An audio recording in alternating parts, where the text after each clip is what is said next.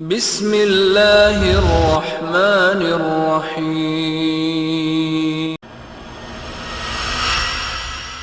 الحمد للہ نحمده ونستعینه ونستغفره ونؤمن به ونتوکل علیہ ونعوذ باللہ من شرور انفسنا ومن سیئات اعمالنا من یهده اللہ فلا مضل له ومن یضلل فلا هادی له واشهد ان لا الہ الا اللہ واشهد ان محمدا عبده ورسوله اما بعد فقد قال الله تعالى في كلامه المجيد والفرقان الحميد اعوذ بالله من الشيطان الرجيم بسم الله الرحمن الرحيم والسابقون الاولون من المهاجرين والانصار والذين اتبعوهم باحسان رضي الله عنهم ورضوا عنه واعد لهم جنات تجري تحتها الانهار.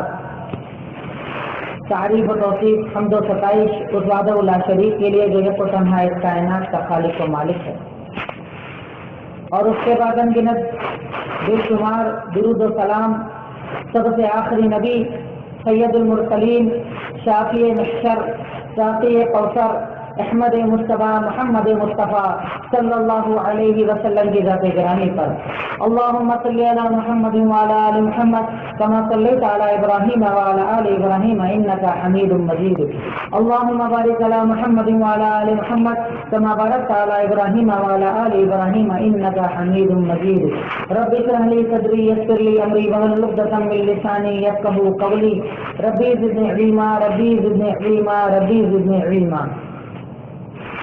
الحمدللہ اللہ رب العالمین کا احسان اور کرم ہے، جودھ پور شہر کے اندر یہ پروگرام منعقد کیا گیا. پہلی مرتبہ میرا آپ لوگوں کے درمیان آنے کا اتفاق ہوا ہے. میرے کچھ ساتھیوں نے جو آپ کے یہاں کے رہنے والے ہیں مجھے یہ کہا بھی تھا کہ تعارف میں بیان کر کے تقریر کروں. شیخ محترم نے آپ کو الحمدللہ تعارف سے کرا دیا.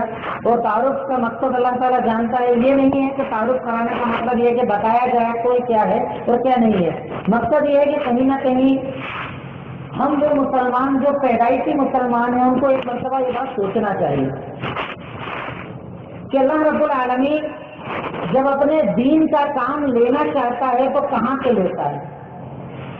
ہم لوگ بالکل آسانی کی زندگی گزار رہے ہیں، رات دن گناہ کرنا، نمازوں کو چھوڑنا، عبادتوں سے دور رہنا، حقوق العباد کے اندر کمیاں کرنا، ماں باپ کا دل دکھانا، پڑوسیوں کا دل دکھانا، لوگوں کو ناراض کرنا، اور اس کے بعد بھی یہ سمجھتے ہیں کہ ہم جنت میں جانے والے، ہم جہنم سے بچنے والے، ہم قبر سے بچنے والے. جبکہ اللہ رب العالمین قرآن پاک کے اندر ارشاد فرماتا ہے کہ وَإِن تَتَوَلَّوْا يَسْتَبْدِلْ قَوْمًا غَيْرَكُمْ، اگر تم اللہ رب العالمین کے احکامات سے روبردانی کرو گے، اللہ تعالیٰ کے احکامات پر عمل نہیں کرو گے، اللہ تعالیٰ نے جو حکم دیا ہے اسے نہیں مانو گے، جو حرام کیا ہے اس سے نہیں رکو گے، تو اللہ تعالیٰ تمہارا محتاج نہیں، تم سب کو مٹا کر نئی قوم لائے گا اور دن کا کام لے گا. اللہ رب العالمین نے اپنا یہ فیصلہ قرآن پاک کے اندر ہمیں بتا دیا کہ میں تمہارا محتاج نہیں، تم میرے محتاج ہو. یا ایھا الناس انتم الفقراء الی اللہ واللہ هو الغنی الحمید، اے لوگوں تم اللہ کے فقیر اور اللہ کے محتاج ہو. اس کائنات میں ایک ذات جو بے نیاز ہے، قابل تعریف ہے، وہ اللہ رب العالمین کی ذات ہے. تو اللہ جب دین کا کام لینا چاہتا ہے، جیسا کہ شیخ نے بتایا، ہم نے 2 سال کی عمر میں تھا، والد صاحب تک اسلام کی دعوت پہنچی، اسلام قبول کر لیا. لمبی اسٹڈی، لمبی اسٹوری ہے، آپ میں سے اکثر لوگ جانتے ہیں. والدہ کئی دنوں تک والدہ ایک گھر کے اندر پردے میں رہا کرتے تھے، ایک طرف پوجا ایک طرف نماز. انہوں نے بھی دین کی اسٹڈی کی، قرآن کو پڑھا، دین سمجھا، اسلام قبول کر لیا. تو اللہ رب العالمین جب دینے پر آتا ہے تو وہ کسے دیتا ہے کہ وہ گھرانہ جو ہے مذہب کا ماننے والا تھا، اللہ رب العالمین نے دین دے دیا. وہ بچہ جس کی ابتدا، یعنی میری ابتدا امید کمار جین میرا نام، میری ابتدا جین مذہب پر ہونا، 2 سال کی عمر میں اسلام آنا، اور اللہ تعالیٰ ایسا ٹرن کر دے کہ وہی لڑکا پڑھنے کے لیے جائے. جامعہ محمدیہ منصورہ کے اندر میں نے تعلیم حاصل کی، عالم فاضل ہوا، پھر مدینہ پڑھنے کے لیے گیا. بتانے کا مقصد یہ کہ اللہ تعالیٰ جب دین کا کام لینا چاہتا ہے تو اللہ تعالیٰ اٹھا کر منزل سے لوگوں کو مدینہ تک پہنچا دیتا ہے. یعنی اللہ رب العالمین ہمارا محتاج نہیں، ہم اللہ رب العالمین کے محتاج ہے. اس تعارف کا مقصد یہ ہے کہ کہیں نہ کہیں ہم مسلمانوں کو جو پیدائشی کلمہ پڑھنے والے ہیں کہ آپ جب پیدا ہوئے، آپ جب شعور کی عمر کو آئے، 2 سال 3 سال کی عمر میں والد والدہ نے پہلا کلمہ سکھایا، بیٹا پڑھو لا الہ الا اللہ محمد رسول اللہ. کلمہ پڑھ لیا، ہو گئے مسلمان. اب کرنا کیا ہے؟ بس جمعہ کی نماز پڑھنا ہے، گوشت کھانا ہے، کرتا پاجامہ ٹوپی پہننا ہے. رمضان آ جائے تو مسلمان کو ذلہ کر کے تراویح کی نماز پڑھنا ہے. رمضان کے اندر 5 وقت کی نماز پڑھنا، ہو گئے مسلمان. مسلمان وہ نہیں، مسلمان وہ جو رمضان جیسا سارے سال زندگی گزارے، مسلمان وہ جس کا دن رات اللہ رب العالمین کے احکامات کا ذکر ہے، مسلمان وہ کہ جب اس نے پڑھ لیا کہ میرا رب اللہ کے سوا کوئی اور نہیں، میرے آئیڈیل محمد صلی اللہ علیہ وسلم کے سوا کوئی نہیں، تو اس کی زندگی کا مقصد کہ حکم اللہ کا طریقہ رسول اللہ صلی اللہ علیہ وسلم کا، یہی میری زندگی ہونا چاہیے، تب آدمی مسلمان ہے، ورنہ کلمہ پڑھ لینے سے، زبان سے کہہ دینے سے آدمی مسلمان نہیں ہوتا۔ ورنہ ایک گروہ کا ذکر اللہ رب العالمین نے قرآن میں کیا ہے، جنہیں اللہ تعالیٰ نے قرآن میں کیا کہا ہے؟ منافق کہا ہے۔ منافق، یہ منافق کون تھے؟ یہ منافق کیا کلمہ نہیں پڑھتے تھے؟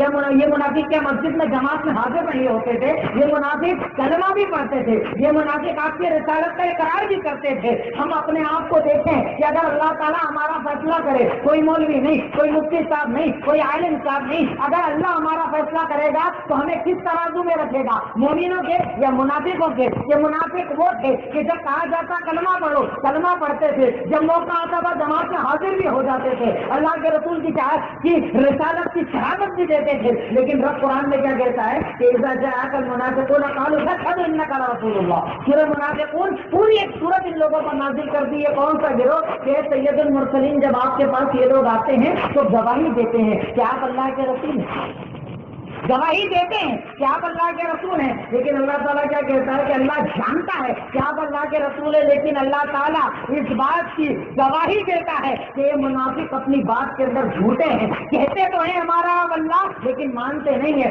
کہتے تو ہیں آپ ہمارے رسول لیکن آپ کی باتوں پر عمل نہیں کرتے۔ ہم اپنی زندگیوں کو ٹٹولیں، چاہے ہم کتاب اور سنت کا ماننے کا دعویٰ بھی کرتے ہیں، کیا ہمارا دن اور رات اللہ تعالیٰ کے احکامات پر چلتا ہے؟ کیا ہماری زندگی سید المرسلین کے طریقے پر ہے؟ اگر ہاں تو اللہ کا شکر اور بڑھائیے، اگر نہ تو اپنے آپ کو بدلنے کی کوشش کیجیے، ورنہ اللہ ہم سب کو مٹائے گا اور نئی قوم لائے گا، پھر دین کا کام لے گا۔ عنوان جو مجھے دیا گیا ہے صحابہ کرام کا مقام، وہ ذاتیں کہ جنہیں اللہ رب العالمین نے اپنے نبی کی صحبت کے لیے چنا، اپنے نبی کے ساتھ کے لیے چنا۔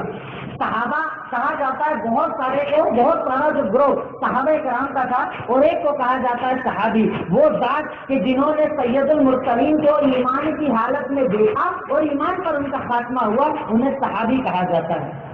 صحابہ کرام کا مقام اللہ رب العالمین نے کسی ایک جگہ نہیں، دو جگہ نہیں، قرآن میں، حدیث میں، سید المرسلین نے بار بار صحابہ کرام کے مقام کو واضح کیا، ان کے مرتبے کو بتایا، ان کی عزتوں کو بتایا کہ اللہ رب العالمین انہیں کیسے پسند کرتا ہے۔ اگر ہم پوائنٹ کی شکل میں بات کریں تو اللہ رب العالمین نے ان کے مقام اور ان کے مرتبے کو بتانے کے لیے سب سے پہلی چیز یہ بتا دی کہ کائنات کے اندر نبیوں کے بعد سب سے افضل اگر کوئی لوگ ہیں تو وہ صحابہ کرام ہیں۔ اللہ رب العالمین سورہ توبہ آیت نمبر 100 ارشاد فرماتا ہے والسابقون الاولون من المہاجرین والانصار والذین اتبعوهم بإحسان رضی اللہ عنہم ورضوا عنہ وأعد لهم جنات تجری تحتها الانہار۔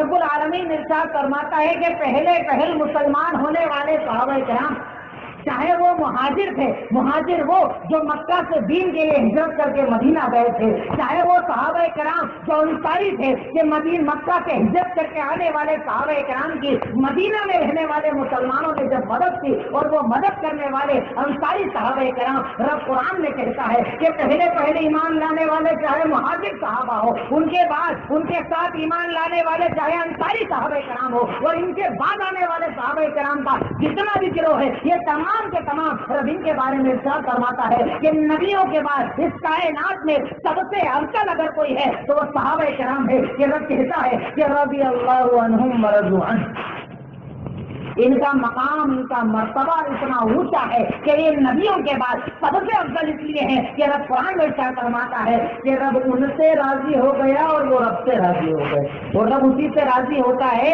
جو ہمیشہ دین پر قائم رہنے والا ہو۔ رب ان سے راضی نہیں ہوتا جو شیعوں کا عقیدہ ہے کہ وہ کہتے ہیں کہ سید المرسلین کے زمانے میں وہ ایمان والے تھے لیکن آپ کے بعد مرتد ہو گئے، یہ نبی پر نہیں رب پر الزام ہے کہ رب کہتا ہے کہ میں ان سے راضی ہو گیا، مطلب मतलब रब उनसे राजी हुआ जो बाद में मुर्तद होने वाले थे, रब उनसे राजी हुआ जो हमेशा हिदायत पर बाकी रहने वाले थे।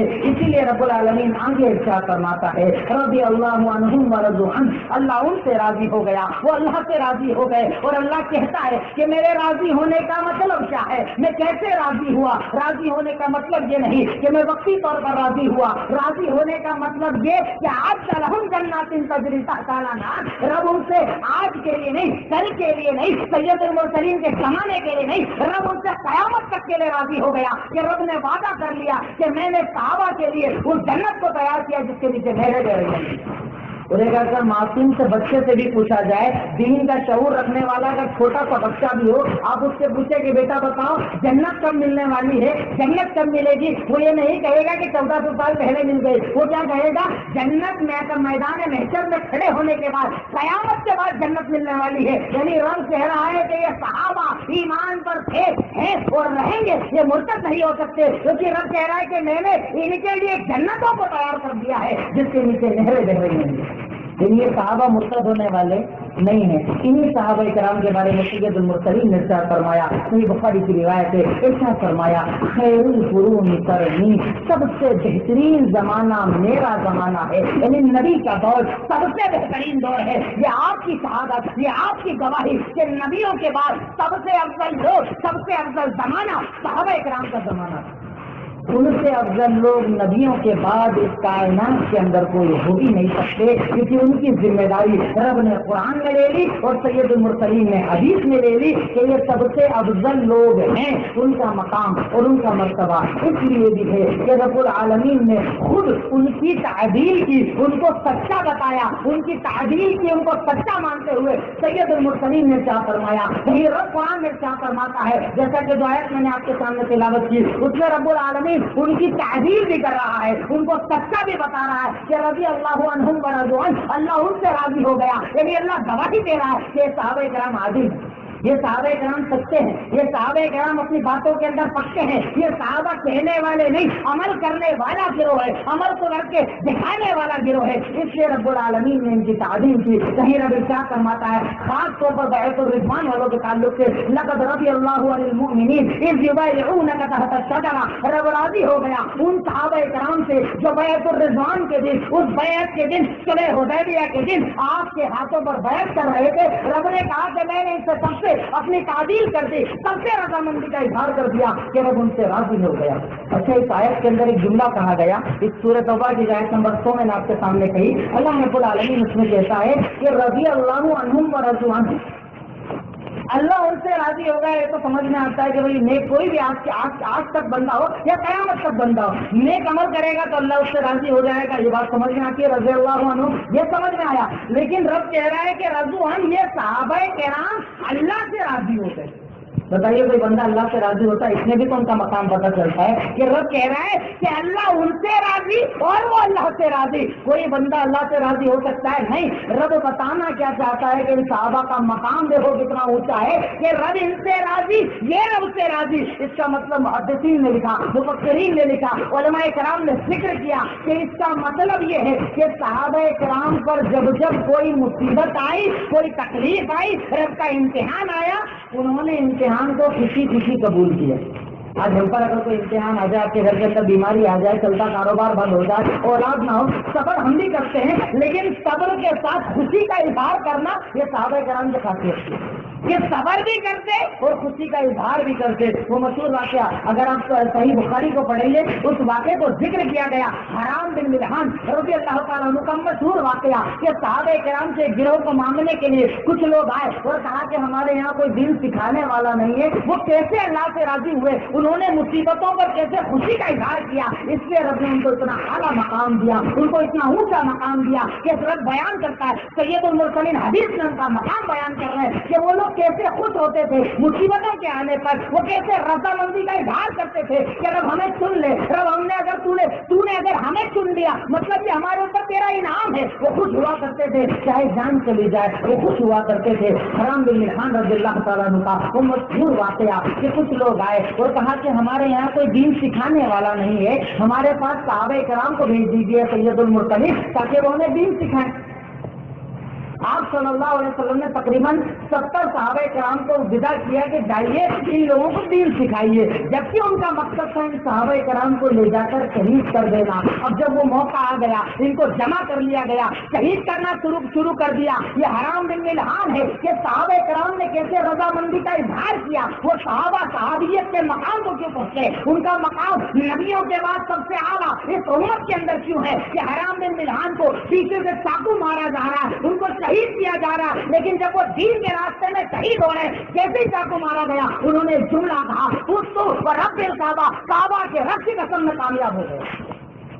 سوچو، شہید کیا جا رہا ہے، چاقو مارا جا رہا ہے، یعنی اب جان جانے والی ہے، شہادت ہو رہی ہے۔ صحابہ کا مقام اس لیے اتنا اونچا ہے کہ حرام بن ملحان وہ رضو عنہ تھے، وہ اللہ سے راضی تھے کہ اللہ جو امتحان لینا ہے لے لے، اللہ جان لے لے، اللہ مان لے لے۔ یہی تو ان لوگوں نے ہجرت کے سفر میں کر کے دکھایا کہ سید المرسلین نے کہا کہ اگر دین چاہیے ہجرت کرنا ہوگی، تو کفار نے کہا کہ مال یہاں کمایا، صحابہ نے مال چھوڑ دیا، جو مانگا دے دیا، رب جان لے لے، رب مال لے لے، رب کاروبار لے لے، رب سب کچھ دے لے، ہمیں تیرا دین چاہیے، اس کے سوا کچھ نہیں چاہیے۔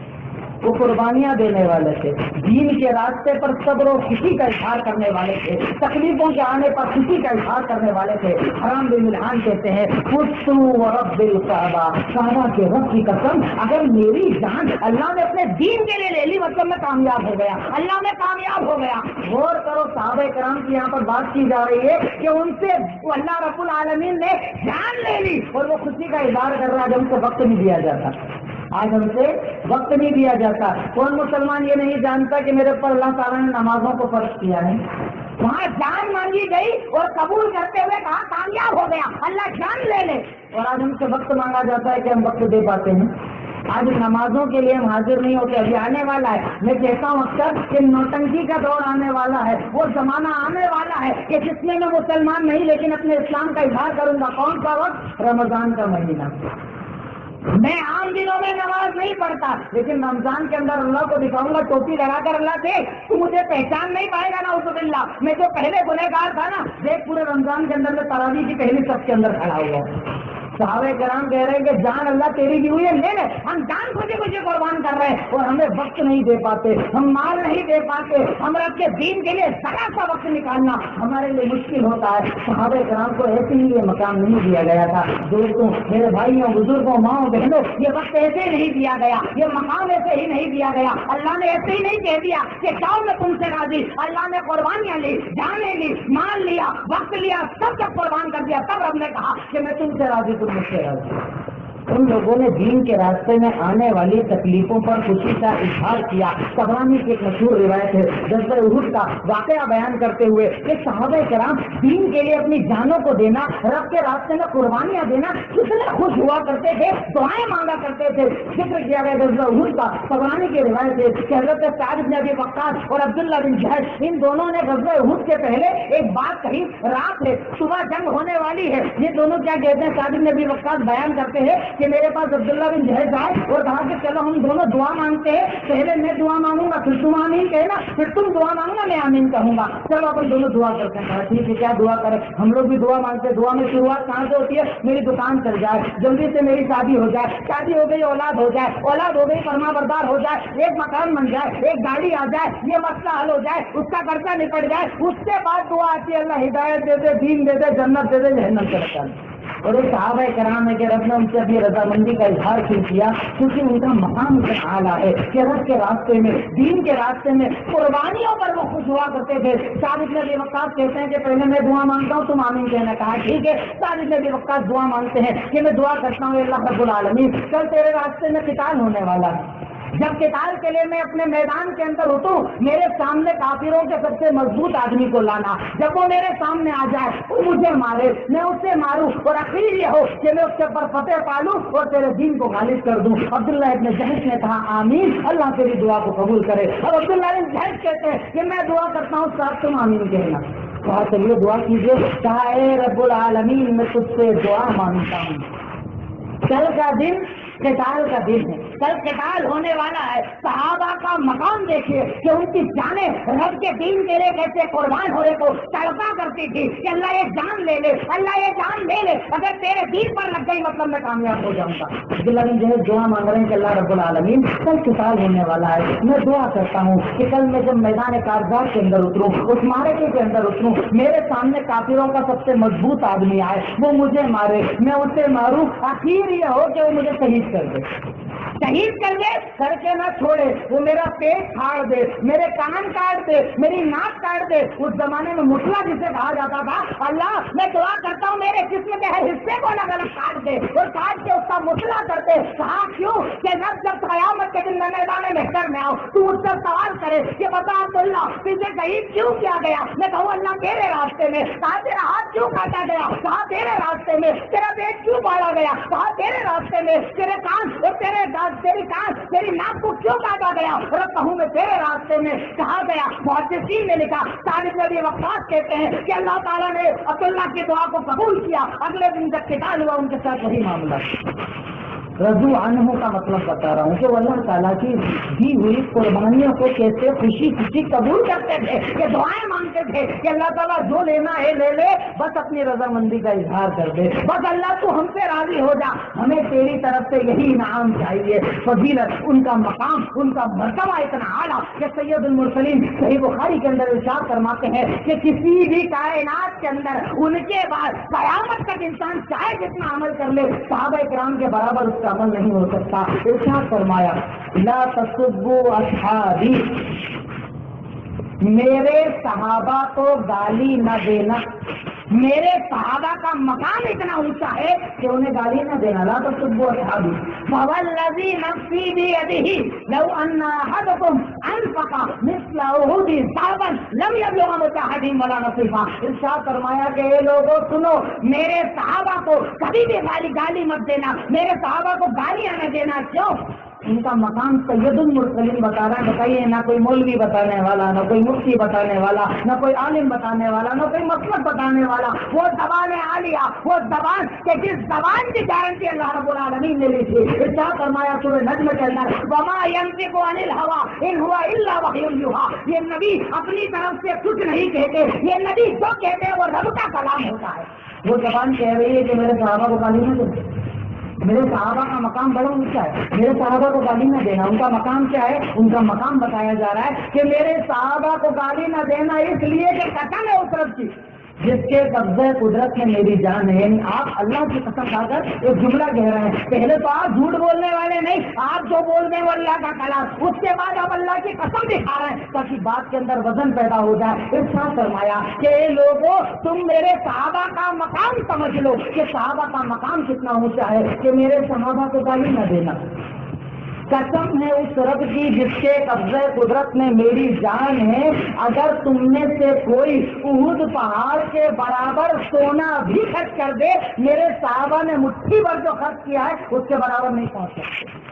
ان کا مقام اتنا اونچا ہے. احد پہاڑ، جو لوگ حج اور عمرہ کرنے گئے ہیں ان لوگوں نے دیکھا ہوگا کہ احد کسی پہاڑ، چھوٹے پہاڑ کا نام نہیں، احد ایک پہاڑی سلسلے کا نام ہے. کئی کلومیٹر پر پھیلا ہوا یہ پہاڑ ہے. ارشاد فرمایا کہ اگر تم میں سے کوئی احد پہاڑ کے برابر سونا بھی خرچ کر دے، میرے صحابہ نے مٹھی بھر جو خرچ کیا ہے اس کے برابر نہیں پہنچ سکتے. ان صحابہ کو گالی مت دینا، صحابہ پر اعتراض مت کرنا. ان کا مقام اتنا اونچا ہے کہ تم ان کے مقام کو پہنچ ہی نہیں سکتے، تم ان کے مقام کو پا ہی نہیں سکتے. ان کے عمل اور تمہارے عمل کے درمیان ہمیشہ اتنا فرق رہے گا جو مٹھی اور احد پہاڑ کے درمیان کا فرق ہے، کیونکہ اللہ رب العالمین نے ان کے مقام کو اتنا اعلیٰ اور اتنا اونچا بتایا ہے. ان کا مقام یہ کہ اللہ رب العالمین نے قرآن میں ارشاد فرمایا کہ صحابہ سب کے سب ہدایت پر تھے، سب کے سب ہدایت پر تھے. پھر اللہ رب العالمین قرآن میں ارشاد فرماتا ہے سورہ آل عمران آیت نمبر 164 کے اندر لقد من اللہ علی المؤمنین اذ بعث فیہم رسولا من انفسہم یتلو علیہم آیاتہ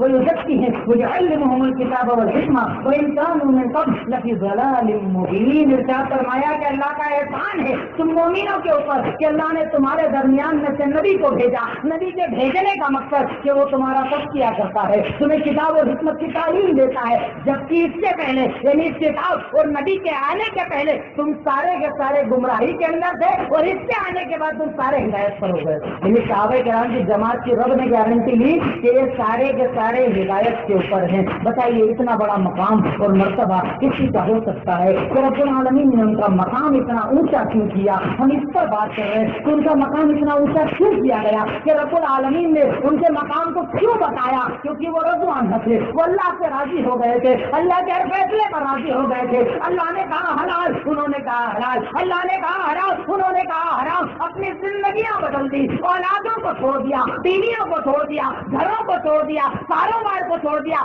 سب چھوڑ دیا, لیکن اللہ اور اس کے رسول صلی اللہ علیہ وسلم کے کلام کو کبھی نہیں چھوڑا, ان کی باتوں کو کبھی نہیں چھوڑا. اللہ رب العالمین ان کے مقام کو بتاتا ہے کہ ان کے اندر کمال اخلاص پایا جاتا تھا, دوسروں کے لیے قربانی دینے کا جذبہ پایا جاتا تھا. وہ جذبہ کہ وہ ہمارے آئیڈیل, رب العالمین نے ان کو ہمارا آئیڈیل اور نمونہ بنایا ہے کہ ان کے اندر اخلاص کتنا پایا جاتا تھا. رب قرآن میں ذکر کرتا ہے للفقراء المہاجرین الذین اخرجوا من دیارہم واموالہم. اللہ تعالیٰ ان دونوں گروہوں کا ذکر کرتا ہے کہ وہ صحابہ کرام, وہ فقیر صحابہ کرام, وہ مکہ والے صحابہ کرام, وہ فقیر صحابہ کرام جنہیں اپنے گھروں سے نکال دیا گیا, بے سر و سامانی میں نکال دیا گیا, کوئی سامان پاس نہیں, دولت پاس نہیں, کوئی چیز پاس نہیں, سب چھوڑ چھاڑ کر آ گئے. مقصد کیا تھا؟ یبتغون فضلا من اللہ ورضوانا. ان کا ایک مقصد تھا کہ ہمارا رب راضی ہو جائے, رب فضل ہمیں دے دے, رب ہم سے راضی ہو جائے, اور وہ اللہ اور اس کے رسول کے دین کی مدد کیا کرتے تھے. اولئک هم الصادقون,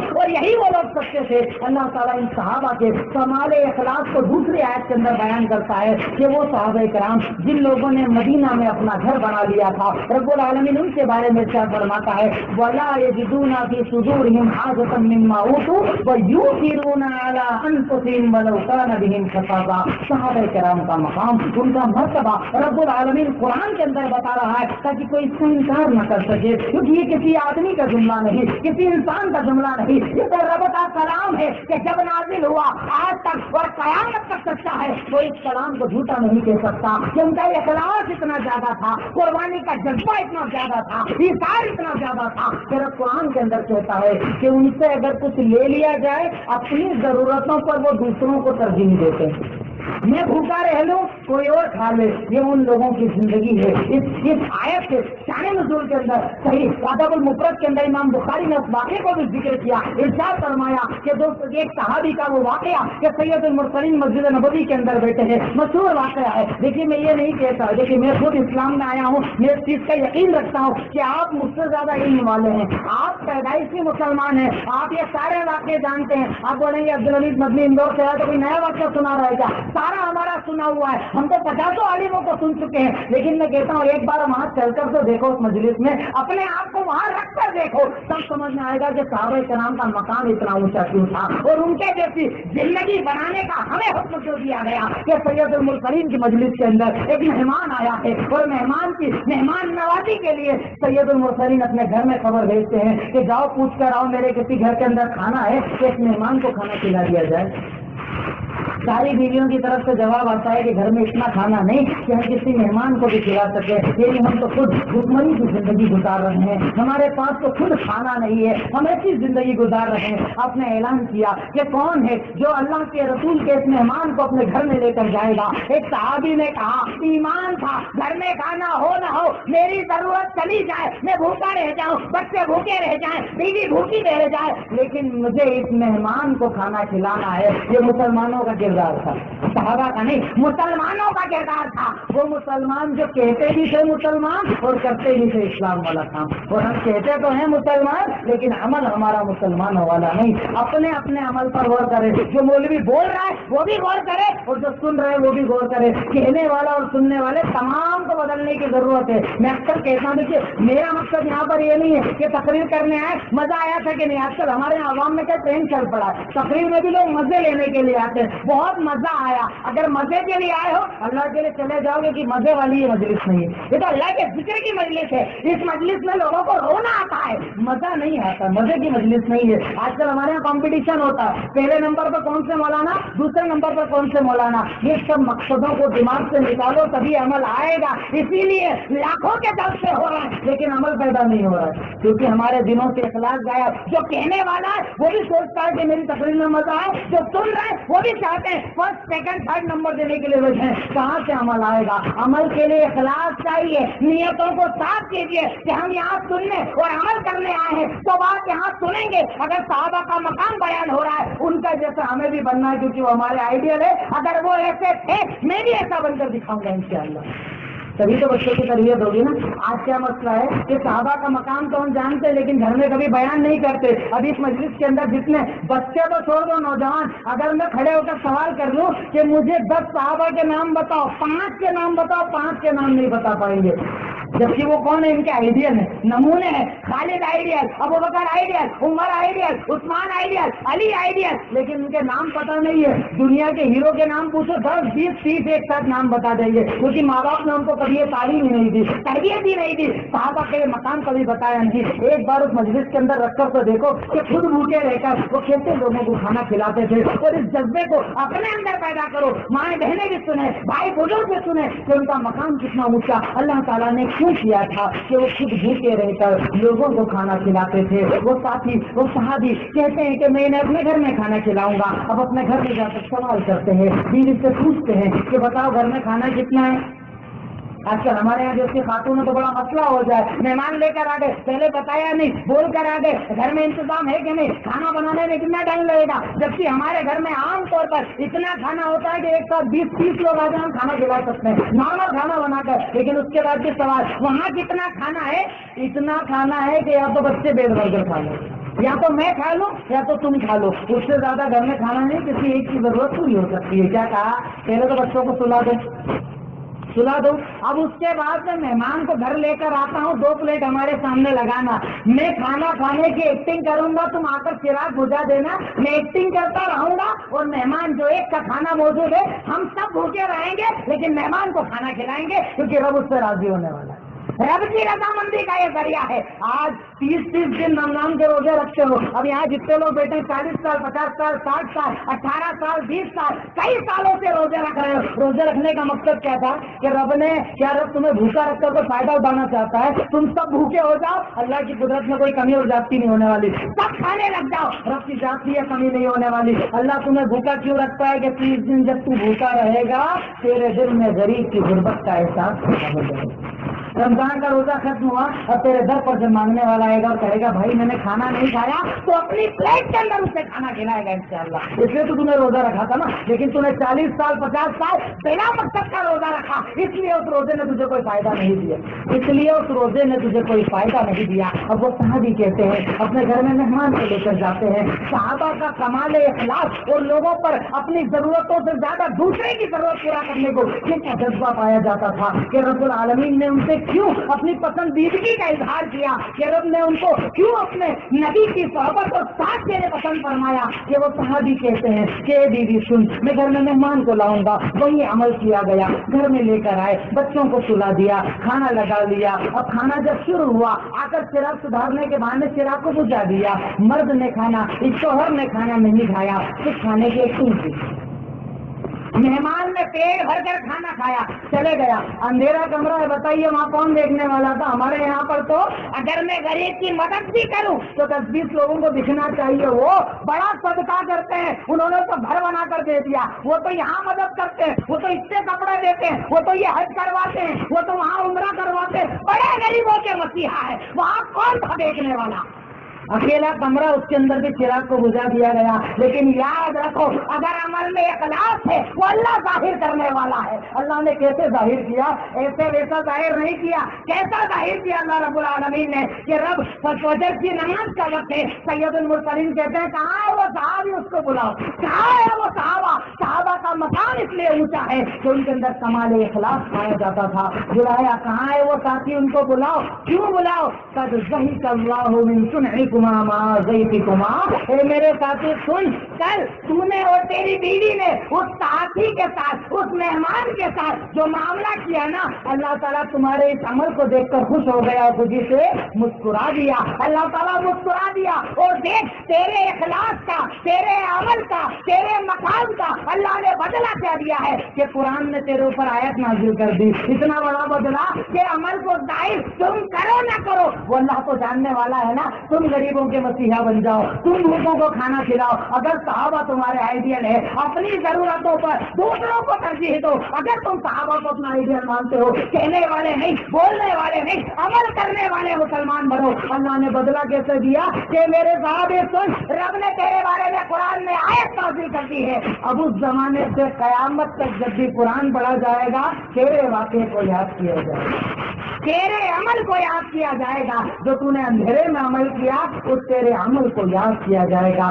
کمال اخلاص, قربانی کا جذبہ ان صحابہ کرام کے اندر کتنا اعلیٰ اور کیسے پایا جاتا تھا کہ جب سید المرسلین ہجرت کر کے صحابہ کرام آئے, مکہ والے آئے مدینہ کی طرف, ان کے درمیان آپ نے مواخات کروائی تھی. ابھی شیخ آپ کے سامنے اتحاد اور اتفاق پر ایک الحمدللہ دلائل سے بھری ہوئی بات کی تقریر آپ کے سامنے پیش کر رہے تھے, جس میں اتحاد کی بات کی جا رہی تھی. صحابہ کرام کا مقام اتنا اونچا کیوں ہوا کہ ان کے اندر کمال اخلاص اور ایک دوسرے کے لیے قربانی کا جذبہ کیسے پایا جاتا تھا. سید المرسلین نے مکہ والوں کو ایک ساتھ بلایا, مدینہ والوں کو ایک ساتھ بلایا. اب کیا کہا, آج سے تم اس کے بھائی, تم اس کے بھائی, تم اس کے بھائی, تم اس کے بھائی. دین میں ایک دوسرے کو بھائی بھائی بنا دیا. یعنی اب مدینہ کا انصاری صحابی جو مدینہ کا رہنے والا ہے, کاروبار ہے, مال دولت ہے, اب تمہارا کام یہ ہے کہ تم کو اپنے مہاجر بھائی کی مدد کرنا ہے, اس کا دھیان رکھنا ہے. پھر مدد کرنے کے لیے کہا تھا صحابہ, مگر جب کہہ دیا جائے تو کیسے عمل کرنے والے تھے وہ بتانا مقصد ہے. واقعات سارے آپ نے سنے ہوں گے, مولوی صاحب کوئی نئی بات نہیں بتائیں گے, لیکن مقصد یہ ہے کہ چلو مجلس میں ایک بار چل کر تو دیکھو کہ وہ اندھیرے میں کھانا کھلا رہا ہے, خود بھوکا رہتا ہے, اور اب قرآن میں آیت نازل کر رہا ہے. یہاں بدلا کیا کہ عبد الرحمن بن عوف اور سعد بن الربیع کو بھائی بنا دیا گیا. عبد الرحمن بن عوف مکہ والے, سعد بن الربیع مدینہ والے. اب یہ بھی گھر میں لے جا کر ایک عمل کر رہے ہیں. کون سا عمل؟ سعد بن الربیع اپنے گھر کے اندر لے کر گئے. ہماری مائیں بہنیں سنیں, قربانی کا جذبہ ہمارے اندر کتنا کم پایا جاتا ہے اور صحابہ میں کتنا پایا جاتا تھا. اس لیے رب نے کہا کہ رضی اللہ عنہم ورضوا عنہ, اللہ ان سے راضی, وہ اللہ سے راضی. سعد بن الربیع اپنے گھر کے اندر لے کر گئے, سارا مال دولت جو تھا سب اکٹھا کر لیا, اور کیا کہا, اے عبد الرحمن سنو, یہ میرا گھر, آج سے آدھا تمہارا آدھا میرا. سوچو سوچو, ایک بار وہاں رکھ کر دیکھو.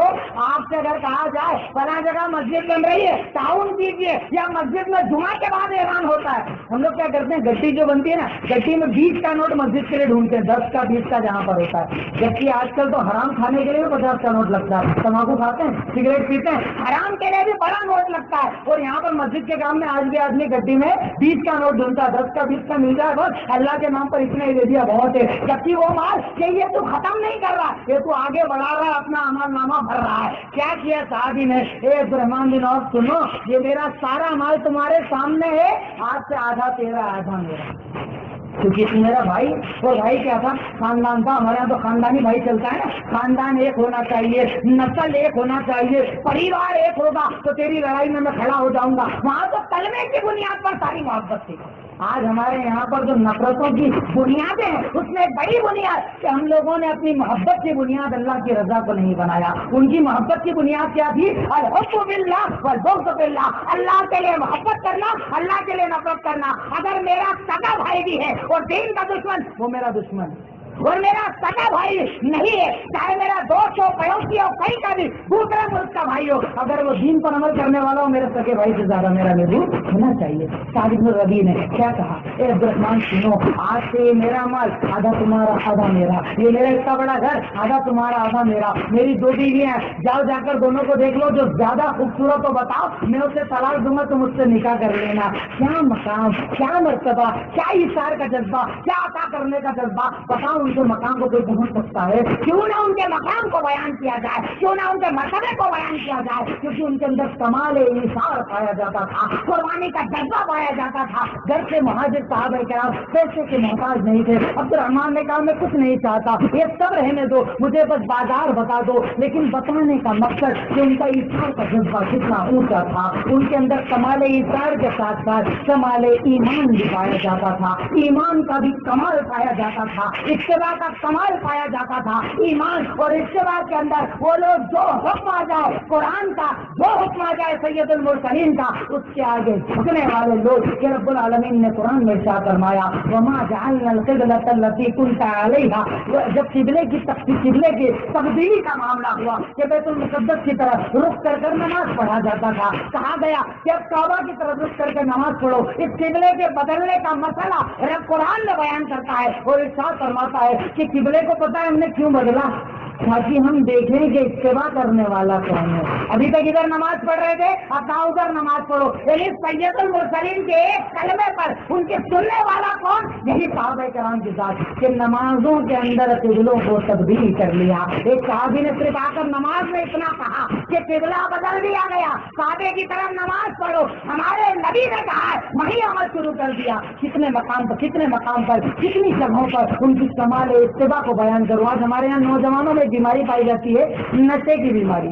صحابہ کا مقام بھی سنتے جاؤ اور اپنا عمل بھی دیکھتے جاؤ، کیونکہ وہ ہمارے آئیڈیل ہے۔ نشے کی بیماری، سگریٹ، تمباکو، بیڑی، الگ الگ قسم کے نشے کرنا۔ اور مولوی صاحب کہتے ہیں کہ نشہ مت کیجیے، تو کہتے ہیں مولانا آپ کرتے نہیں، آپ کو پتہ نہیں، چھوڑنا اتنا آسان تھوڑی ہوتا، سالوں سے کرتے چلے آ رہے، اس کی آسانی سے چھوٹے گا؟ ارے صحابہ کا مقام کس بنیاد پر ملا؟ ان کے کمال ایمان اور کمال اتباع کی بنیاد پر۔ تاریخ اٹھاؤ اور رہی کو مختوم پڑھو، چاہے جو سیرت کی کتاب پڑھو، مدینہ کے اس واقعے کو پڑھو، اس واقعے کو پڑھو کہ صحابہ کرام شراب کے عادی تھے، شراب پینے والے، شراب کامن، ہر گھر میں شراب رکھی ہوئی ہے۔ صرف ایک صحابی کو آپ نے بھیجا، ایک صحابی کو بھیجا، پورے مدینہ کے صحابہ میں کیا خبر لے کر کے سنو، آج سے شراب کو حرام کر دیا گیا۔ مورخین نے لکھا، محدثین نے لکھا کہ ایک صحابی کا اعلان لے کر آنا تھا، پورے مدینہ کے صحابہ نے کیا کیا؟ جن کے گھروں میں شراب کے مٹکے سے توڑ دیے، ہاتھوں میں شراب کی پھینک دی، منہ میں سی کلی کر دی، پی چکے تھے انگلیاں ڈال کر کھائے اور الٹی کر دی، کیونکہ ہمارے نبی نے کہہ دیا، مطلب بات ختم۔ کمال اتباع کا جذبہ۔ اور آج ہمارے یہاں پر نوجوان کیا کہتا ہے؟ مولوی صاحب آرام تو ہے لیکن سالوں سے کر رہے ہیں، کیوں؟ کیونکہ ان کو ایک مولانا صاحب وہ ملے تھے جو خود نشہ کرنے والے تھے۔ اب ان سے جب سوال پوچھا کہ مولانا بیڑی کا حکم کیا، تمباکو کا حکم کیا کہا مولانا صاحب نے ایک سادہ سا جملہ بولا اور نکل گئے، مکروہ۔ کیا کہا؟ مکروہ۔ ارے مکروہ مطلب بات ختم، حرام نہیں ہے، مکروہ ہے۔ انہیں مولوی صاحب سے پوچھے، مولوی صاحب عربی میں مکروہ کس کو کہتے ہیں؟ مکروہ وہ عمل جسے اللہ ناپسند کرتا ہے، اللہ ناپسند اس عمل کو کرتا ہے، چلو اسے چھوڑ دو۔ الحمدللہ ہندوستان کے اندر رہتے ہو، کسی بھی سرکاری ہاسپٹل کے اندر جاؤ اور جا کر اٹھا کر دیکھو کہ تمباکو، بیڑی، سگریٹ سے کتنے لوگوں کی کینسر میں موت ہوئی، ریکارڈ اٹھا کر دیکھو۔ یہ تو مانتے ہو نا کہ اسلام میں خودکشی حرام ہے؟ کون مسلمان، کون کلمہ پڑھنے والا ایسا ہے جو اس پر ایمان نہیں رکھتا؟ یقیناً اسلام میں خودکشی حرام ہے، چاہے ڈائریکٹ اپنے آپ کو مارو، چاہے گولی مار لو، چاقو مار لو، کسی طریقے سے قتل کرو، فوراً مر جاؤ، یا ایسی چیز کھاؤ جس کو دھیرے دھیرے مرنے کی طرف جاؤ، وہ بھی خودکشی ہے۔ علماء کرام کا فتویٰ موجود ہے کہ اگر کسی انسان کو تمباکو، بیڑی، سگریٹ کی وجہ سے کینسر ہوتا ہے اور اس سے وہ مر جاتا ہے، ہمیشہ ہمیں جہنم کے اندر رہے گا، کیونکہ یہ بھی خودکشی ہے۔ سوچو، لیکن مسئلہ وہی ہے نا، مولوی صاحب آپ نہیں کرتے، آپ کو کیا پتا ہے؟ یہاں صحابہ کا مقام بیان ہو رہا ہے، ان کی اتباع کیسی، کہاں عمل کرو۔ ان کی زندگی کیا تھی؟ قالوا سمعنا واطعنا، سنا اور عمل کرو۔ اور ہمارا معاملہ کیا ہے؟ ابھی سنا ہے، ابھی سوچیں گے، سمعنا سن تو لیا، اب سوچیں گے، آئے پھر نور سے مولانا بتا کر گئے، اب سوچیں گے۔ اور عمل کرنے والا کون؟ صحابہ جیسا متبع کون کہ ابھی سنا، ابھی اس مجلس میں باہر دیکھ کے آپ کبھی زندگی میں تمباکو نہیں کھاؤں گا، شراب نہیں پیوں گا، بیڑی سگریٹ کا نشہ نہیں کروں گا، کیونکہ ہر پیکٹ کے پیچھے لکھا ہوا ہے، کہیں نیچے لکھا ہوا ہے اس کو استعمال مت کرو، اس کے استعمال کرنے سے کینسر کا خطرہ ہے۔ یعنی یہ مجھے خودکشی کے قریب لے کر جائے گا، اور وہ خودکشی جس سے ہمیں ہمیشہ کا جہنم ملے گا. یعنی بات ختم. اب اگر حکم آ گیا, اب سن لیا, ابھی سے عمل کرنا ہے, کیونکہ میں سمجھانا اور اٹھانا والا ہوں. سن لیا اور عمل شروع کر دیا. ارے صحابہ کی اتباع کی کس مثال کو بیان کروں. سنن ابو داؤد کی روایت ہے کتاب الصلاۃ کے اندر کہ سید المرسلین جمعہ کے لیے منبر پر بیٹھتے ہیں. صحابہ کرام کچھ کھڑے ہوئے تھے, مسجد کے اندر کا معاملہ نہیں, مسجد میں جتنے کھڑے ہیں اپنی جگہ کے اوپر آپ نے کیا کہا, اجلسو, بیٹھ جاؤ, بیٹھ جاؤ. اتباع کا جذبہ صحابہ میں کیسا تھا, ان کی کمال اتباع کیسی تھی, اس لیے رب نے ان کو اتنا اعلیٰ مقام دیا کہ کہا بیٹھ جاؤ. عبداللہ ابن مسعود دروازے کے باہر سے, مسجد کے باہر, سنا اجلسو, ہمارے نبی نے کہا بیٹھ گئے. سوچا بھی نہیں کہ زمین پر بیٹھنا ہے کہ مسجد میں بیٹھنا ہے. آپ صلی اللہ علیہ وسلم نے ان کو اندر بلایا, کہا میں نے مسجد والوں کے لیے کہا تھا بیٹھ جاؤ, کیونکہ ان کو تو یہ پتا تھا کہ ہمارے نبی کا حکم آ جائے ہمیں عمل کرنا ہے, اس کے بعد دماغ اور عقل نہیں چلا سکتے. صحابہ کرام کی کمال اتباع وہ مشہور ترمذی اور ابو داؤد کی روایت کہ سید المرسلین جوتے پہن کر نماز پڑھ رہے تھے, اچانک آپ نے جوتے اتار دیے. آپ نے جوتے اتارے, سارے صحابہ نے جوتے اتار دیے. صحابہ کی کمال اتباع دیکھیے, اس لیے رب نے ان کو اتنا اعلیٰ مقام دیا. سب نے جوتے اتار دیے. سوال کیا سید المرسلین نے نماز کے بعد کہ میرے ساتھ تو یہ معاملہ تھا کہ جبریل آئے, مجھے بتایا کہ آپ کے جوتے میں گندگی ہے, میں نے اتار دیے. تم نے کیوں اتارے؟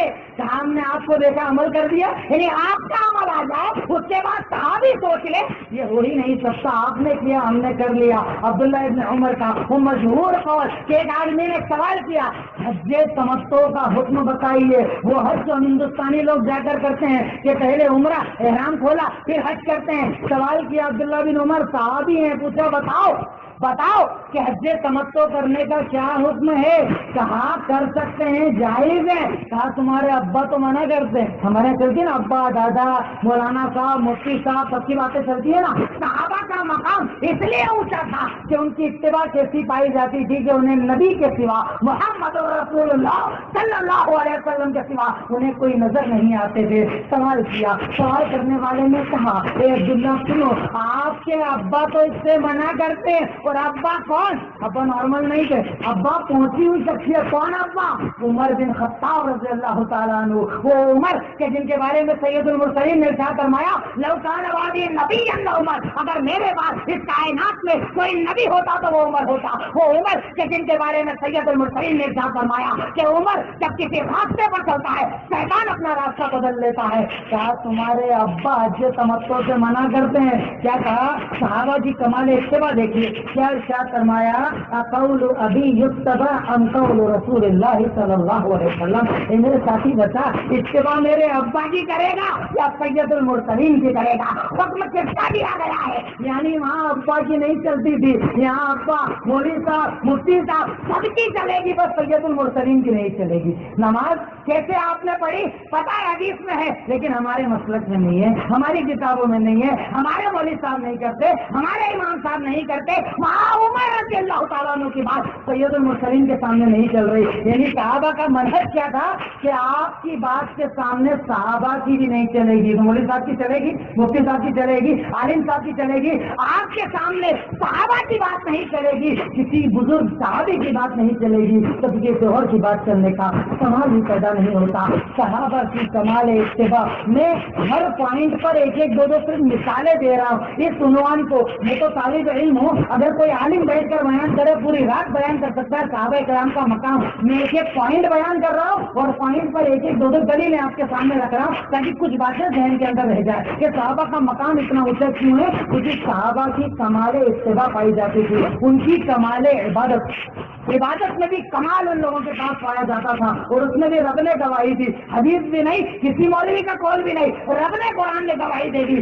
محمد الرسول اللہ والذین معه اشداء علی الکفار رحماء بینہم تراہم رکعا سجدا یبتغون فضلا من اللہ ورضوانا. محمد الرسول اللہ صلی اللہ علیہ وسلم اور ان کے ساتھی, ان کی مثال رب کیسے دے رہا ہے, صحابہ کی کمال عبادت بتا رہا ہے رب العالمین. ان کی عبادت کیسی ہے کہ یہ لوگ اشداء علی الکفار, جب کفار کا مقابلہ ہو تو بڑے سخت ہو جاتے ہیں, اور جب مومنوں کے درمیان ہو بڑے نرم ہو جاتے ہیں. اور ہماری زندگی الٹی ہے. میرا ایک پارٹنر ہے, میرا ایک ساتھی ہے, چاہے وہ کیسا بھی ہو, چاہے وہ نبی کو گالی دیتا ہو, دین کو گالی دیتا ہو, داڑھی کا مذاق اڑاتا ہو, اسلام کا مذاق اڑاتا ہو, میں اس سے محبت کرتا ہوں. اور ایک میرا مومن بھائی ہے, ذرا سی میرے درمیان اس کے درمیان اختلاف ہے, میں اس سے نفرت کرتا ہوں. صحابہ الٹے تھے, وہ کافروں پر سخت اور مومنوں میں نرم تھے. کوئی کچھ بھی کر لے معاف کرنے والے, چھوڑنے والے, اب تو درگزر کا معاملہ کرنے والے. صحابہ کی عبادت, کمال عبادت رب العالمین بتا رہا ہے کہ تم صحابہ کو کیسے دیکھو گے؟ تراہم رکعا سجدا یبتغون فضلا من اللہ ورضوانا. تم صحابہ کو اگر دیکھنا ہے تو کیسے دیکھو گے؟ کوئی رکوع میں نظر آئے گا, کوئی سجدے میں نظر آئے گا. فرض تو فرض یہ لوگ نفل اتنی عبادت کرنے والے ہیں, فرض تو فرض یہ نفل اتنی عبادت کرنے والے ہیں کہ سیماہم فی وجوہہم من اثر السجود. ان کی پہچان کیا ہے کہ ان کی پیشانیاں سجدوں کے نشان سے چمکتی تھی. یہ ان کی مثال تھی. یہ صحابہ تھے, یہ صحابہ کی عبادت تھی کہ ان میں سے کسی ایک کو الگ نہیں کیا, سب کو ایک ساتھ کہا کہ ان کی مثال کیسی ہے. صحابہ کی مثال کیسی ہے کہ عبادت میں اتنے مضبوط کہ ان کی پیشانیوں پر سجدے کے نشان سے ان کے چہروں کو پہچانا جاتا ہے. ان کی عبادتیں اتنی مضبوط ہے, یہ اتنی زیادہ عبادتیں کرنے والے ہیں, یہ رب کو اتنا زیادہ راضی کرنے والے ہیں, ہر وقت اللہ کے آگے جھکنے والے ہیں. یہ ان کی کمال عبادت. ایک مثال بیان کی, ان کی کمال محبت سید المرسلین سے. آپ سے انتہا درجے کی محبت کرنے والے ہیں, آخری درجے کی محبت کرنے والے ہیں. دنیا کے ہر رشتے سے زیادہ, ہر ناطے سے زیادہ, ہر چیز سے زیادہ یہ آپ سے محبت کیا کرتے تھے. اس لیے رب نے ان کا مقام اتنا اونچا کیا. سید المرسلین بیان کرتے ہیں, خود آپ نے بیان کیا, صحابہ کرام کے ان واقعات کو حدیث نے بیان کیا. سنن بہقی کی روایت ہے, ایک صحابی سید المرسلین کی خدمت میں آتے ہیں اور ارشاد فرماتے ہیں, لان کا حق الیہ من اہلی و مالی و ولدی و نفسی. سنیے سید المرسلین, میں آپ سے سب سے زیادہ محبت کرتا ہوں, میرے گھر سے زیادہ, مال سے زیادہ, بیوی سے زیادہ, بچوں سے زیادہ, یہاں تک کہ میری جان سے زیادہ میں آپ سے محبت کرتا ہوں. ولولا انی آتی فوارا لظننت انی ساموت. اگر ایک دن آپ کا دیدار نہ کر لوں تو لگتا ہے غم کے مارے میں مر جاؤں گا. اور اچانک صحابی رونے لگے. آپ نے کیا فرمایا؟ ماں صاحب کی بات پر رو رہا ہے, رونے کی وجہ کیا ہے؟ کہا جب میں یاد کرتا ہوں کہ آپ اور ہم اس دنیا سے رخصت ہو جائیں گے, جنت میں جائیں گے, تو آپ تو جنت میں نبیوں کے ساتھ رہیں گے, نبیوں کے ساتھ وہاں رہیں گے, وہاں تو میں آپ سے مل نہیں پاؤں گا, آپ کا دیدار نہیں کر پاؤں گا, آپ کے ساتھ نہیں رہوں گا. یعنی جنت میں تو جاؤں گا لیکن آپ کا دیدار اور آپ کا ساتھ چھوٹنے پر مجھے اتنا غم کہ مجھے رونا آتا ہے اس بات پر. سید المرسلین خاموش رہے. پھر اللہ تعالیٰ نے قرآن میں آیت نازل کی کہ وَمَن يُطِعِ اللَّهَ وَالرَّسُولَ فَأُولَٰئِكَ مَعَ الَّذِينَ أَنْعَمَ اللَّهُ عَلَيْهِم مِّنَ النَّبِيِّينَ وَالصِّدِّيقِينَ وَالشُّهَدَاءِ وَالصَّالِحِينَ وَحَسُنَ أُولَٰئِكَ رَفِيقًا. رب نے اس صحابی کا مقام بتایا کہ صحابی تو رو مت, تیری کمال محبت کو اللہ نے دیکھ لیا, اور اللہ نے تیری محبت کو دیکھ کر قرآن میں آیت نازل کر دی کہ لوگوں سنو, جو اللہ اور اس کے رسول کی اطاعت اور فرما برداری کرے گا, یعنی ان سے محبت کرے گا, ان کی باتوں کو مانے گا, وہ جنت میں نبیوں کے ساتھ رہے گا, صدیق کے ساتھ رہے گا, شہیدوں کے ساتھ رہے گا, نیکوں کے ساتھ رہے گا. وہ صحابی خوش ہو گئے, الحمدللہ اللہ کا احسان کہ میں جنت میں بھی آپ کا دیدار کر پاؤں گا. ان کی محبت کس کس مقام پر آپ کو نظر نہیں آتی کہ ان کی کمال محبت کہ آپ صلی اللہ علیہ وسلم سے اپنی جانوں سے زیادہ محبت کرنا. بدر کے اس میدان کو دیکھو کہ صحابہ کرام کہہ رہے, آپ نے سوال کیا, کہا کہ بتاؤ کیا کرنا چاہیے, جنگ کرنا چاہیے یا گھر لوٹ جانا چاہیے؟ صحابہ نے کیا کیا کہا؟ جب آپ ہجرت کر کے آئے, صحابہ نے کیا کہا؟ آپ ہجرت کر کے مدینہ آئے تو ارشاد فرمایا, صحابہ آئے اور کہا ہاں بھائی اموالنا بین یدیک, یہ ہمارا مال ہے, جو چاہے کرو, یہ ہماری جان جہاں چاہے لگا دو, سب کچھ لے لو, جو لینا ہے لے لو, ہمیں بس آپ کی محبت اور آپ کا ساتھ چاہیے اور کچھ نہیں چاہیے. تو کون سی محبت تھی کہ ام حبیبہ رضی اللہ تعالیٰ عنہ آپ صلی اللہ علیہ وسلم کی بیوی ہے, لیکن ابا اس زمانے کے اندر ابا صرف پر تھے, ابو سفیان صرف کے اوپر تھے. وہ گھر کے اندر آتے ہیں, بیٹی کے گھر میں باپ آ رہا ہے, لیکن ان کے لیے باپ کہاں, انہیں تو سید المرسلین سے محبت تھی, آپ سے محبت تھی, آپ سے زیادہ محبت ان کے دلوں میں کسی کی نہیں پائی جاتی تھی. ارشاد فرمایا, وہ ابا آیا اور بستر پر بیٹھنے لگا, انہوں نے بستر کو کھینچ لیا, بستر کو ہٹا دیا. باپ نے سوال کیا, میں بستر کے لائق نہیں, یہ بستر میرے لائق نہیں, بتا بیٹا کیا معاملہ ہے؟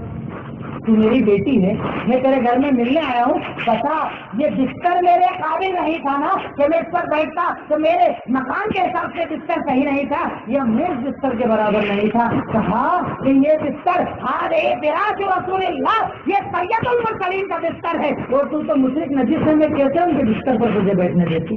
یہ بیٹی ہے لیکن اسے باپ سے زیادہ سید المرسلین سے محبت ہے. یہ ان کی کمال محبت تھی, یہ کمال محبت کی کہ اپنی جان چلی جائے آپ کے لیے چلے گا, مال چلا جائے آپ کے لیے چلے گا, اپنا سب کچھ برباد ہو جائے آپ کی ساتھ, آپ کی بات, آپ کے دین کے لیے. آپ سے زیادہ انہیں کسی سے محبت نہیں تھی, اس لیے اللہ نے انہیں اتنا اعلیٰ مقام دیا. ان کا مقام رب نے قرآن میں بار بار بتایا, سید المرسلین نے حدیث میں بتایا. ان کا یہ مقام کہ اللہ تعالیٰ نے قیامت تک آنے والوں کے لیے انہیں معیار بنا دیا, آئیڈیل بنا دیا. سورہ بقرہ میں اللہ رب العالمین نے ارشاد فرمایا وَإِنْ آمَنُوا بِمِثْلِ مَا آمَنْتُمْ بِهِ فَقَدِ اهْتَدَوْا, اگر تم ویسے ایمان لائے جیسے صحابہ ایمان لائے تو ہدایت پر آؤ گے. وہ کہ جن کا مقام سید المرسلین نے حدیث میں بتایا کہ یہ صحابہ تمہارے لیے معیار ہے قیامت تک. اگر کسی کو جنت چاہیے تو ان کی طرح عمل کرنا. ارشاد فرمایا افترقت الیہود علی 71 ملہ, تم سے پہلے یہودی آئے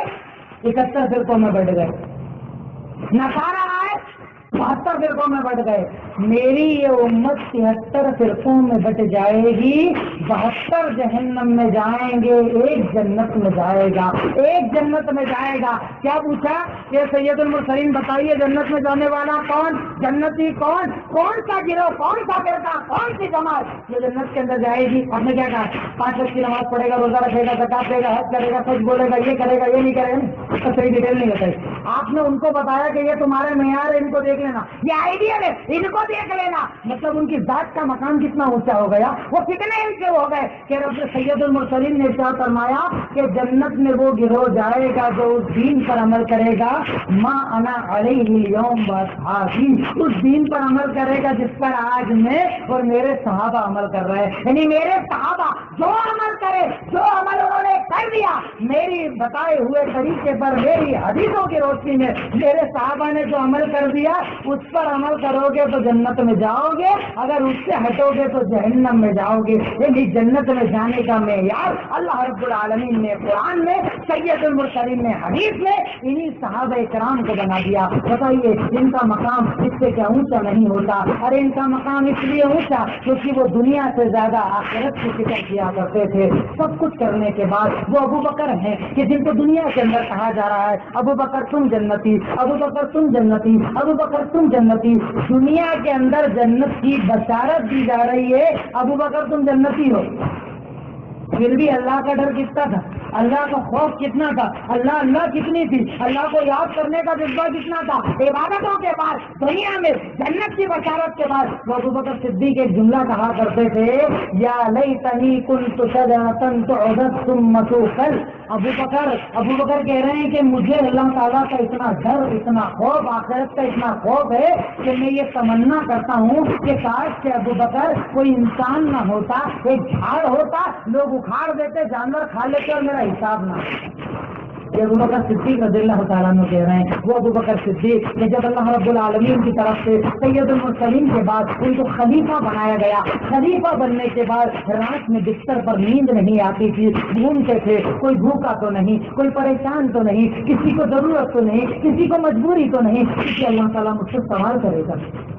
یہ صحابہ ہمارے آئیڈیل کہ وہ گھر تو گھر دوسروں کی فکر کیا کرتے تھے. آج ہماری زندگی, خاص طور سے نوجوانوں کی زندگی کیا ہے کہ میرا ایک دوست ہے امریکہ کے اندر رہتا ہے, چیٹنگ پر کنٹینیو اس سے کنیکٹ ہوں, کھانا کھایا, کھا لیا, دوائی لی, لے لی, آفس گیا, آفس سے نکل گیا, راستے میں ہوں, آ رہا ہوں, کنٹینیو کنیکٹ ہوں. صحابہ کرام اپنے ساتھ ساتھ, گھر کے ساتھ ساتھ غیروں کی فکر کرتے تھے, اور میں اپنے اس دوست سے کنیکٹ جو امریکہ کے اندر رہتا ہے, اور میرے گھر کے اگلے کمرے میں بوڑھا باپ بھوکا سو گیا, مجھے پتا نہیں ہے. میری ماں مجھ سے محبت بھرا ایک جملہ سننے کے لیے طرف طرف کر سو گئی اور میں نے اس سے محبت سے بات نہیں کی. میرے رشتے داروں سے سالوں سے میری بات چیت بند, میں نے اس کا خیال نہیں کیا. میں نے لوگوں کو گالیاں دی, یہی میری زندگی, میں نے اس کا خیال نہیں کیا. وہ ابو بکر کہ دنیا میں جنت کی وکالت, اس کے بعد بھی قیامت اور آخرت کا اتنا ڈر کہ انہیں نیند نہیں آ رہی ہے. اور ہمارے یہاں بنیادیں کیا ہوتی ہے, کون اس حدیث کو نہیں جانتا؟ اس حدیث کو انشاءاللہ میں سمجھتا ہوں کہ اس پروگرام کی بنیاد سمجھ لینا. اس ایک حدیث پر اگر اتنے سالوں میں دو نے بھی عمل کر لیا, میرا اندور جانا کامیاب ہو جائے گا انشاءاللہ. یہ حدیث آپ سب جانتے ہیں, غور کرنا ہے کہ کون کون اس پر آج عمل کر سکتا ہے. کریں گے عمل انشاءاللہ.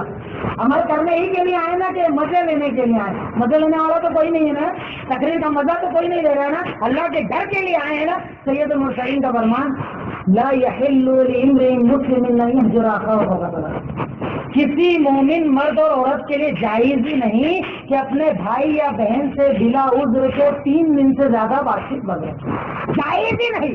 اچھا چلیے کر لیا تو کیا ہوگا؟ اللہ ناراض ہوگا؟ ناراض نہیں. اللہ نے کتنا بڑا حکم دیا. سید المرسلین کا فرمان, ان حجر فوق ثلاث فمات دخل النار, اگر 3 دن سے زیادہ بات نہیں کی اور اسی حال پر مر گیا, جہنمی ہو گیا, جہنمی ہو گیا.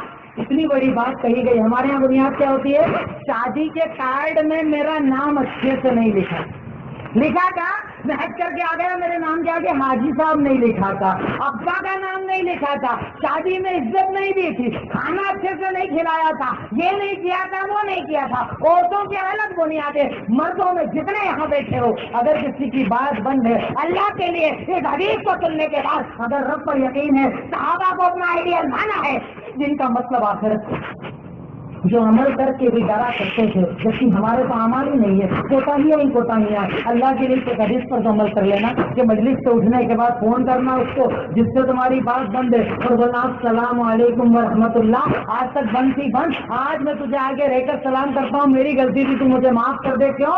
من تواضع للہ رفعہ اللہ, تو اللہ کے لیے جھکتا ہے, اللہ اسے عزت دیتا ہے. صحابہ کرام کا مقام اس لیے اونچا تھا کیونکہ ان کا مطلب آخرت تھی. وہ عمل کر کے بھی ڈرا کرتے تھے کہ کہیں اللہ ہم سے ناراض نہ ہو جائے. کیا وجہ ہے کہ عمر کی سیرت لکھنے والوں نے, عمر بن خطاب کہ جن کو سید المرسلین نے جنتی کہا, جنتی کہا, جنتی کہا, عمل کرنے کے بعد سیرت نگاروں نے لکھا, کان فی وجہ عمر خطانی اسودانی من البکا.